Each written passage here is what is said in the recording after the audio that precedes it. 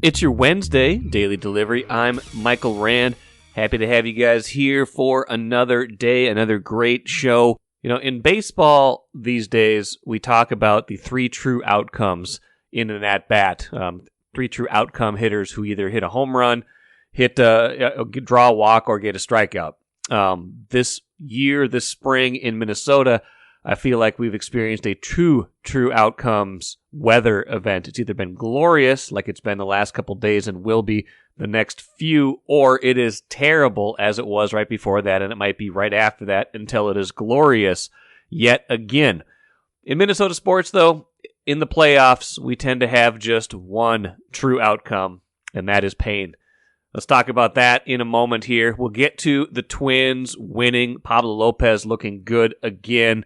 Very good, I should say. We'll get to the Wild, their playoff picture looking a lot more clear, and it's not great, although everybody's got a chance. Everybody's got to play a good team, so I guess where you are right now isn't all that important. We'll talk to Andrew Krammer, Vikings writer for the Star Tribune, who will give us kind of an update on that team, where they're at heading into the draft just a little over 2 weeks away as they try to improve on a 13-win season that, yes, ended with pain in the postseason. First, though, what did I miss? Timberwolves, late on Tuesday night, go to Los Angeles for the play-in game, and they're extremely shorthanded. We knew that going in, right? No Rudy Gobert, one-game team suspension for taking a swing at Kyle Anderson, his own teammate, in Sunday's finale, a game the Wolves rallied to win, even with absences noted in that game. The other absence from that game, Jaden McDaniels, who hurt his hand, broke 2 bones in his right hand, punching a wall in frustration. He was not available, nor was Naz Reid, who got injured about a couple weeks ago. Broke his wrist, so lot of adversity, much of it self-inflicted going into that game. And so I didn't know what to expect. I think this is a team and a season where kind of the expectation is that they will do the opposite of what you expect, right? This is a team that in the course of the regular season had the second best record in the West against teams with winning records, and had the third worst record in the West against teams with non-winning records. So basically they set us up in this game, in this playoffs, to surprise us, to do the thing where once you start to think one thing, they are going to do the other thing. And that was exactly how this game played out. I thought they played really well for about 2.5 quarters, built a 15-point second half lead. The shots were falling, the game was flowing, the offense looked good. Mike Conley Jr., who was excellent all game long, a big key to that. Karl Anthony Towns, whose fortunes so closely mirrored the Timberwolves that they might have been more accurately called the Minnesota Towns in this game. They could not get anything going usually when he was out of the game, and unfortunately for them, that became too frequent in the second half when he ran into foul trouble. And the Wolves complained about that towards the end, but it was what it was. I think some of the calls were fine. I think Cat has a reputation for being aggressive, especially offensively, and getting offensive fouls. He's always among the league leaders in offensive fouls per game. So there you have it. He got his 5th foul early in the fourth quarter, which definitely changed the game, but I'm not going to go out and say that those fouls weren't earned. It all added up to bitter disappointment. I know Kyle Anderson after the game said they played well. I take exception to that. I think they played well for about 2/3 of the game. I think they played hard for the entire game, but they did not play well when it mattered most. I don't think either team did. It added up to a 108-102 overtime loss to the Lakers, and we'll get into some of the particulars here in a little bit, but just the disappointment of how that all finished up, what the ramifications of it are. Let's just lay that out right now. If they had won, they would already be into the playoffs. They would already be the number 7 seed, getting almost a week's worth of rest. They would have to play Sunday against Memphis in the opening round of the playoffs. Instead, they now have to play Friday in a must-win game now against the winner of tonight's game between Oklahoma City and New Orleans. The winner of that game is the 8th seed, and will play Denver starting Sunday. So now, instead of being in all the way, they face a single elimination game. Now, this one will be at home on Friday, a chance to get in still, to be in the postseason, to have a chance to make some noise, get some more experience. Rudy Gobert presumably will be back for that game off of his one-game suspension, so they will have a little bit more depth there. But their lack of depth really showed in this game, especially on the wing where they were scrambling all around. I think Taurean Prince was pretty good in this game too. He made some bad plays, but he made some really good plays. Missed a 3 in overtime that would have tied that late, but I thought he was fine. They just kind of ran out of gas and ran out of ideas, and that was the disappointing thing down the stretch. I think Alan Horton, the Timberwolves' excellent radio guy, said I think in the last 11 minutes of regulation and overtime combined, they missed 14 of 16 shots and had 8 turnovers. I mean, God, that was just unbelievably bad. Unbelievably bad offense as the Lakers kept chipping away slowly, because I thought the Wolves were very good on defense too. But both these teams just kind of slogging through those finishes. But LeBron, Anthony Davis get it done. Now the Wolves left to wonder what might have been, and that was the disappointing part. Because like I said, Mike Conley Jr. was brilliant in this game. I thought he was, ran the offense, made big shots, made 3 free throws with 0.1 seconds left in the end of regulation to tie that game. Just moments after Dennis Schroeder had given the Lakers the lead with a corner 3, did everything he could, made a steal in overtime that led to that Taurean Prince attempt at a 3, but could not finish this off. He was excellent in this game, wasted that opportunity. The Lakers, aging team, I know they've been good down the stretch here, one of the better teams in the West since the break, energized perhaps by the trade the Wolves made that involved Utah and the Lakers, that brought D'Lo, Malik Beasley, and Jared Vanderbilt into the mix. But, those guys weren't much of a factor in this game. It was more the other guys for the Lakers. It was more their other role players that, kind of stymied Karl-Anthony Towns, made it hard for Anthony Edwards to get going. That was another disappointing piece. Ant was bad in this game. It looked like he was fighting something injury-wise again, even though he kind of seemed like he'd been back to his old self the last couple games. Looked like his energy level was down. He could not get anything going until it was too late. He was disappointing in this game. I'd like to see more from him. I'd like to find out at some point if he was fighting through something injury-wise, or if it was just an off night, or the Lakers doing something to shut him down. But all around, that was just disappointing to see how that took place, to see how that transpired with Ant. So now we're talking about the execution down the stretch. It seemed like they kept calling the same stuff over and over again. I don't know if that's on Chris Finch to have to recognize, look, like these guys are tired. You got to try something different. You got to stop this. This kind of these high screens at the top where they're kind of switching off who's initiating the offense between Mike Conley. Sometimes it's Kyle Anderson. Sometimes it's Anthony Edwards. Whoever was initiating, it just kind of seemed like there was a lot of standing around. There was nothing new. The Lakers knew exactly what was coming, and they were able to defend it. So I didn't think Chris Finch did a great job of getting them out of that offensive rut. But I think overall, they looked gassed at the end. They looked tired at the end. They looked like a team that was fighting its depth and that was playing hard but not playing well. And it added up to a loss. It added up to a very disappointing loss. I think you could have gone into this game and said, if they keep it close, you could have been satisfied. I wasn't satisfied. I don't think they should be satisfied. I don't think there's any moral victory. I think, Kyle Anderson said there's no moral victory, but then he went on to kind of paint this as somewhat of a moral victory. There's no moral victories in the postseason. There's no, we played well, but we lost. There's either you won or you lost. And in Minnesota sports, more often than not, over the last, lifetime, it's been a loss in the playoffs. Now the Wolves have one more chance in another play-in game to get into the playoffs. Trying to make the playoffs for 2 years in a row, by the way, for the first time since the 2003 and 2004 playoffs. They've only made 2 trips to the playoffs since then, one of those last year, and of course one of those with Jimmy Butler in 2018. Still a chance.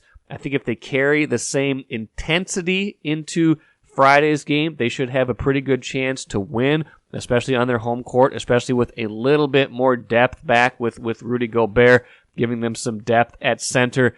But I don't know. They was right there for the taking.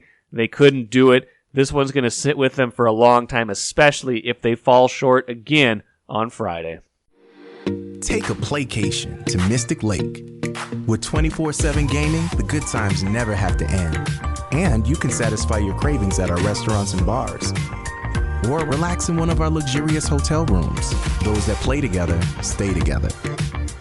And don't forget to join Club M so you can spark new memories and bask in the rewards along the way. Follow the lights to Mystic Lake, where every day is play day.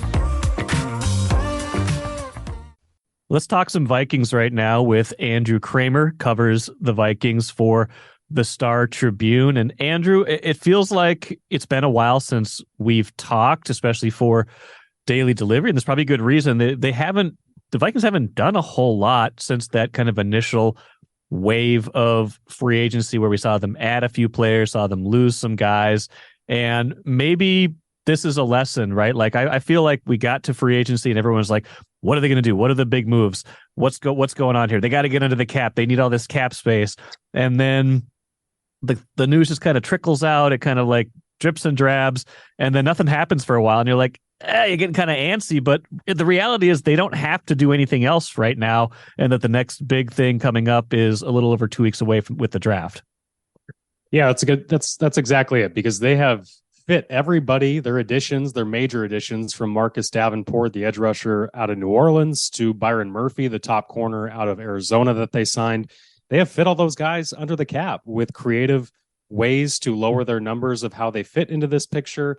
They did have to make some major cuts, obviously saying goodbye to Eric Kendricks and Adam Thielen, but we all thought, hey, there's got to be some more coming, right? You need that kind of money at some point somewhere down the road.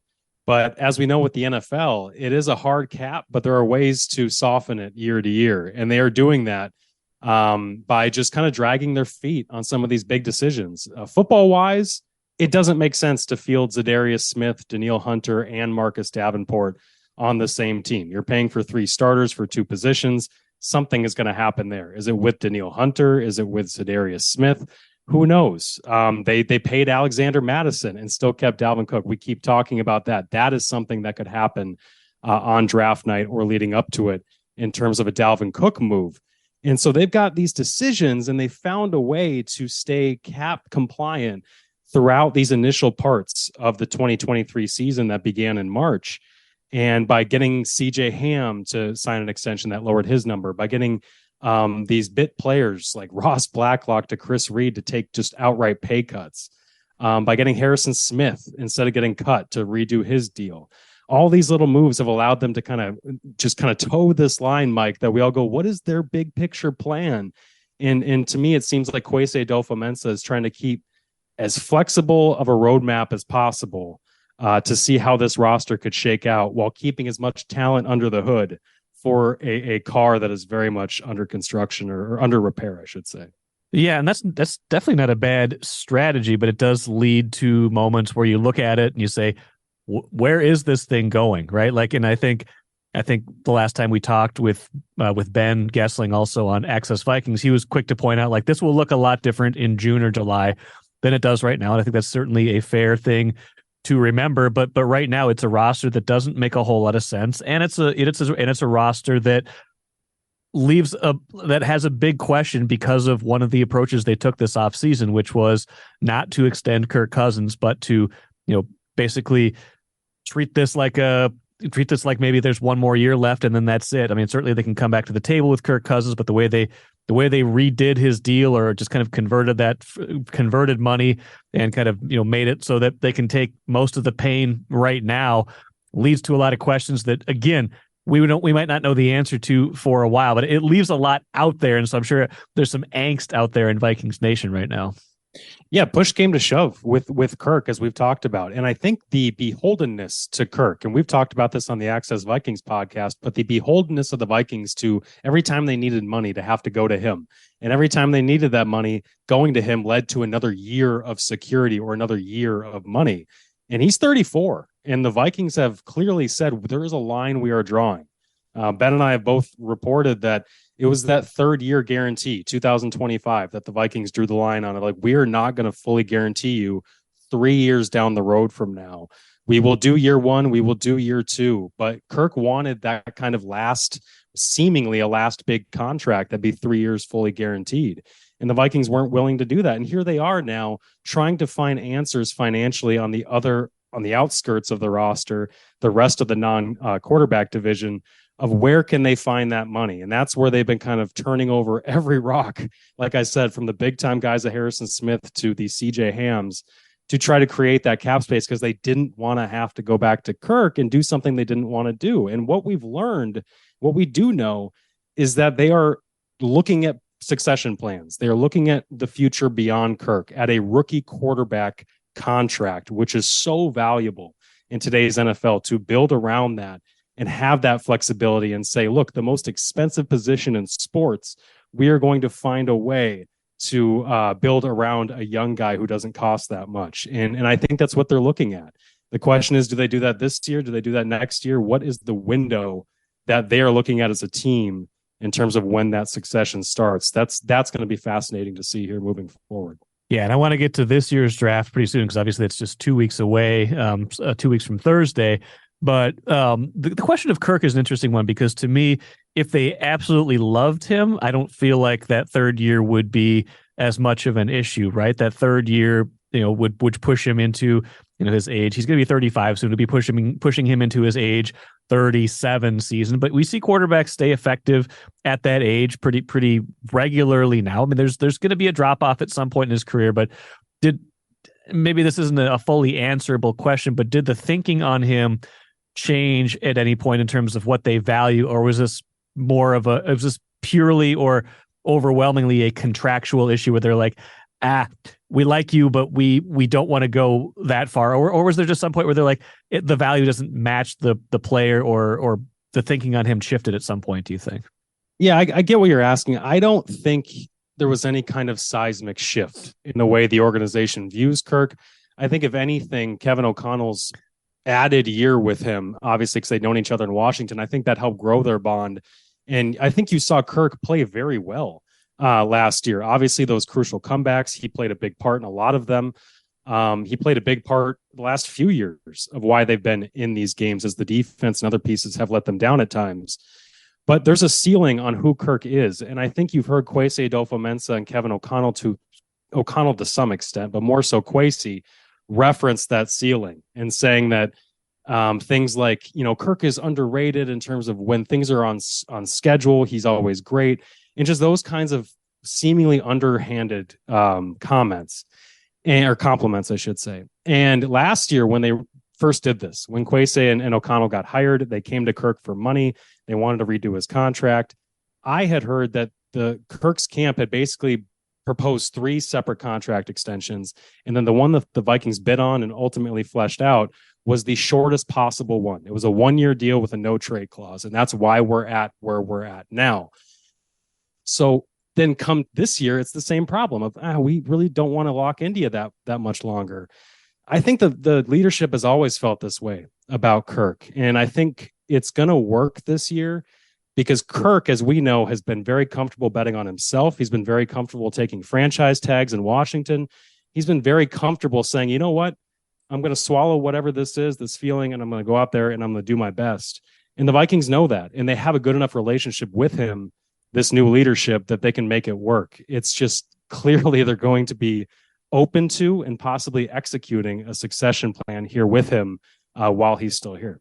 Yeah, and that brings us to the draft, because obviously if you're going to execute a succession plan and you're talking about getting someone on that rookie scale contract, you're maybe talking about as soon as a couple weeks from now, drafting somebody first round, second round, if there's a trade in there somewhere, although that first round is very valuable because then you get that 5th-year option on a quarterback.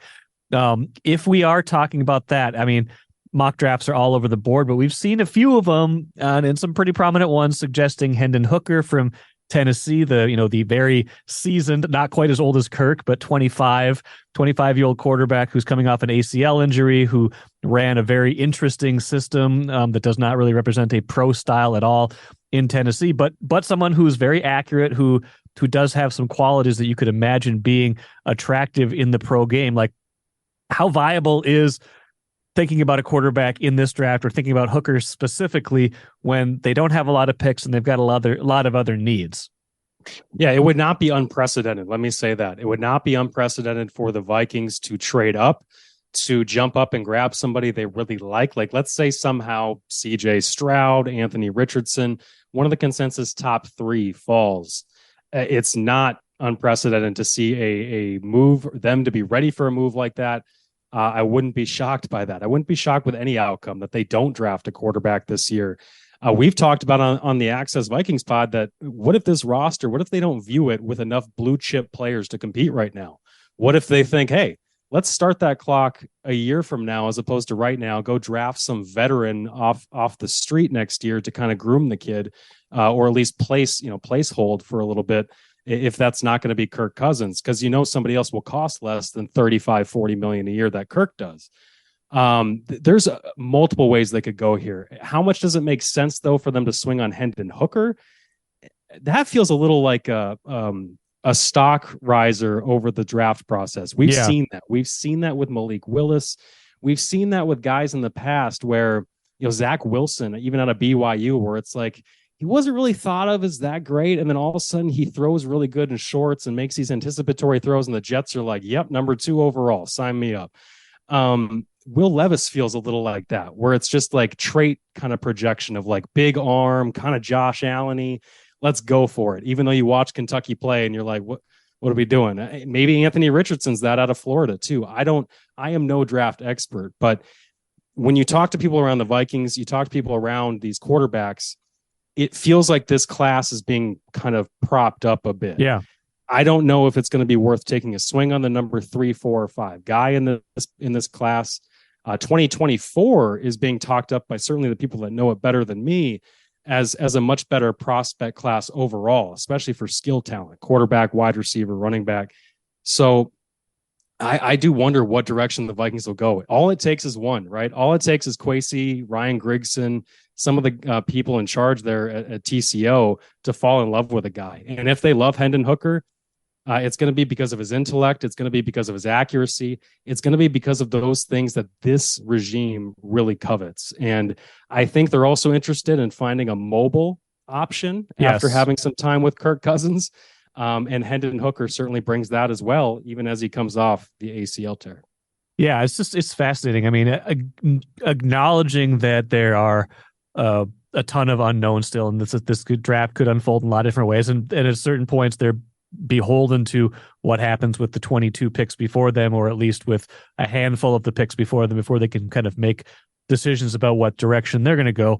Is there a most likely scenario that you can see playing out, whether it's who or what position they might take at 23, or trade up, trade down? I mean, I know a lot of it depends on the board. I get that, but knowing kind of how that first draft went, knowing kind of how few picks they have, knowing what their needs are, how would you characterize a templated kind of likely Vikings draft right now?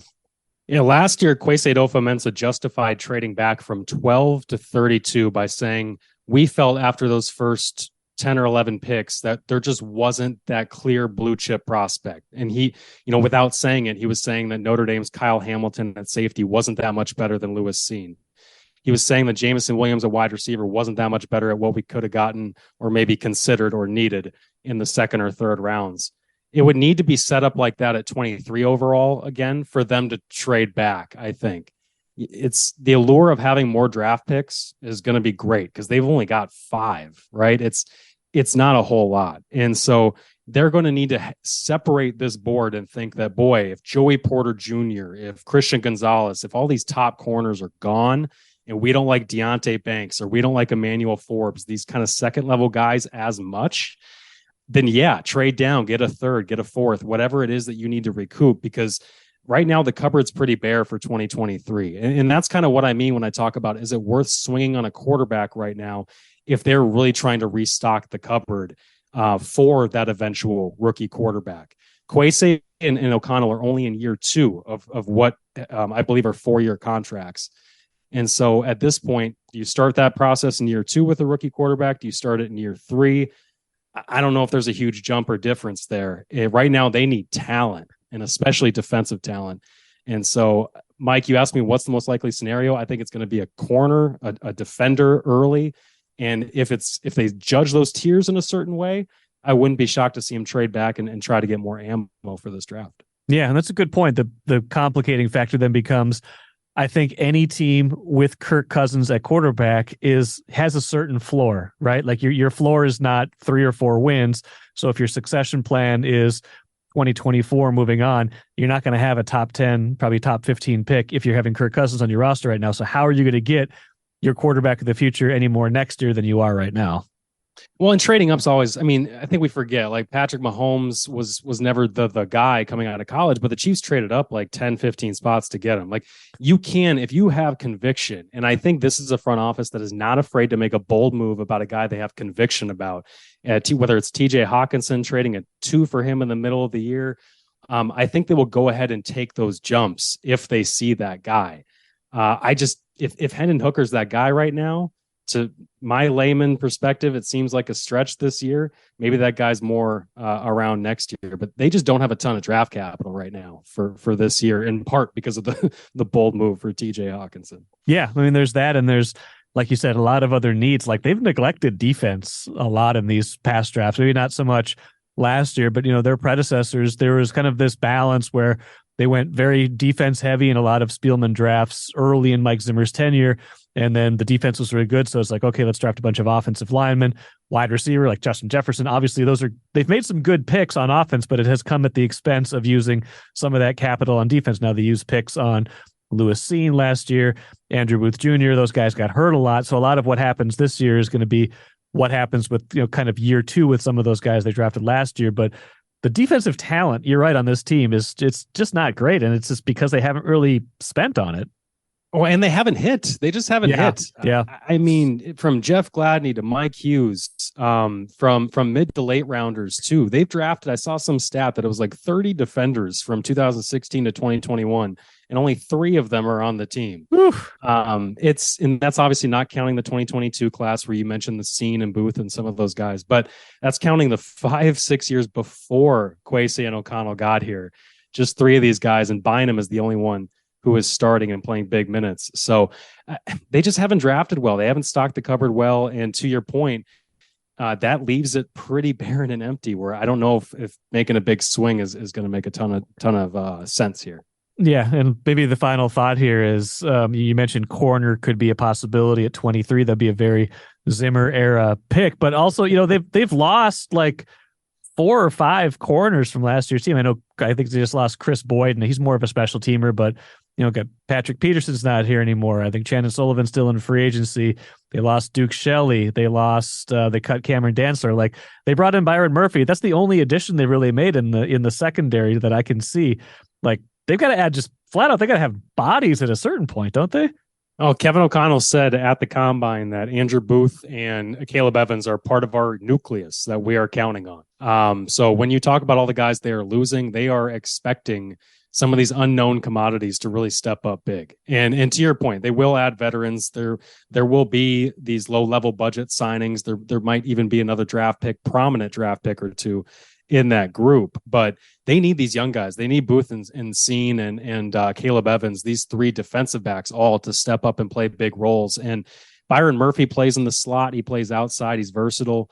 One thing we know about Brian Flores, he came in here and said, I need guys that can play multiple positions. I think he'll move around and toy with some of these defensive backs they've got, because they can't start Scene, Bynum, and Harrison Smith. So who's going to play more of a nickel role? Who's going to play a hybrid kind of linebacker role? I'm really fascinated to see how they toy with the personnel there, and also who else they add and how these young guys come along, because they need growth, they need development, and they need production.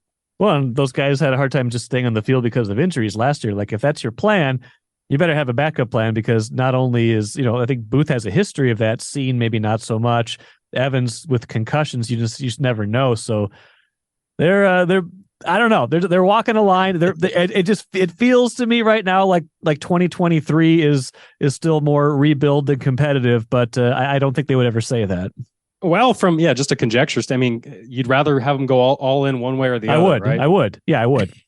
As opposed to trying to do everything at once. But yeah, as we talked about in the onset, this roster is going to look so much different come even August than it does right now. And so we'll see how it unfolds. Well, we'll probably get a few more answers Thursday. That's when Kwesi Adofo-Mensah is going to talk to us about the draft, maybe a little bit of free agency recap. I think we'll do an Access Vikings right after that. So maybe some more perspective with some light shed from what Kwesi says. And then, like I said, 2 weeks from now, we'll be into the draft and we'll actually have some answers as to who they are actually taking. Andrew Krammer, appreciate it as always, and we'll talk soon. Anytime, Mike. Thanks. Always fun to chat NFL and Vikings with Andrew Krammer. And just as a reminder, Vikings have just 5 picks as it currently stands in this draft. The first one in the first round, number 23 overall. Then they don't pick again till round 3, pick 87. Then they have a 4th, a 5th, and a compensatory pick in round 6. Not a lot of high-value capital. Just knowing Kwesi Adofo-Mensah's draft strategy, you have to wonder if they're looking to trade down in the first round, try to get some more equity in this draft. Not talking about trying to add some 6ths and 7ths like Rick Spielman, but trying to maybe add another top 100 pick so they can add some more to this roster. We'll see how it ends up shaking out. Like Andrew and I talked about, a lot of that depends on what the teams do behind them, what they're looking for. But with a team with a lot of needs and with not a lot of salary cap space, might find itself wanting to move down in this draft to see if they can accumulate more picks to address more of those problem areas. Speaking of trades, the Twins made a huge trade this offseason, dealing Luis Arias, last year's American League batting champion, to the Marlins. He's off to a very good start in Miami, but the pitcher they got in return, Pablo Lopez, is also off to a great start in Minnesota. Had his 3rd consecutive excellent outing for the Twins on Tuesday. Ends up not getting the win because the Twins cough up a late lead, but the Twins do win 4-3 in extra innings, 7-4 now. The trouble is some of these injuries starting to mount. Joey Gallo going on the injured list. Carlos Correa not in the lineup again as he deals with this back issue. They're hoping he can maybe play today. We'll see about that. It's an afternoon game. But, I'm worried about the Twins having these health problems already. This lineup, when you just look at it, does not look like they're going to score a lot of runs. They only scored 4 yesterday, but that was enough. 4-3 in 10 innings. By the way, in a game that took less than 2.5 hours, even though it was a 10-inning game. Loving this pace still adjusting to it, still getting used to the idea that a game could be over that fast. But still loving that. Loving what I've seen out of Pablo Lopez. Twins have to be feeling that way too, even if they are looking far away in Miami and seeing how well Luis Arias continues to hit now that he is not with the team. Let us finish with the cooler. The Wild locked in now to the number 3 seed in the Central Division. Likely playoff opponent is Dallas, although Dallas could still jump up, win the division, in which case it would be Colorado they were playing in the first round. Either of those opponents will be a challenge, particularly since they now know they will have to start the series with 2 games on the road. This is probably the inevitable eventual outcome. They had a huge 16-1-4 burst late in the season that got them into position to maybe win the division or at least have a home playoff series to start. That did not come to fruition. A couple stumbles down the stretch, and those 2 other teams, Dallas and Colorado, just too good. They've been on a hot streak lately, vaulting past the Wild. So now we got to look at what goes on in the playoffs. Can they get it done? Can they win a series this year? Have not done that in way too long. They've gotten close the last couple seasons. That to me, like I've talked about before, that to me will mark whether this is a successful season or merely a somewhat acceptable season in this kind of transition between still, taking advantage of Kirill Kaprizov's emerging prime and still dealing with the fallout of those contracts to Ryan Suter and Zach Parise and those buyouts that are on the books here for a few years. We'll see. We know, though, that they're number 3 and not much to play for the rest of this season, gearing up for a playoffs that will begin in just a few days. Maybe they will also overlap with the Wolves playoffs, but that, again, like I said, will all be determined on Friday. That will do it for me today. Chip Scoggins, Star Tribune columnist, will join me on Thursday's show, probably talking a little bit more Wolves, definitely talking more Wild. He was at that game on Tuesday. He's got some thoughts on the goalie situation, things like that. Hope you stick around and listen to that on Thursday. Until then, enjoy the rest of your glorious Wednesday. 3 true outcomes, 2 true outcomes, 1 true outcome. I will always be here. I'm Michael Rand, back at it again tomorrow.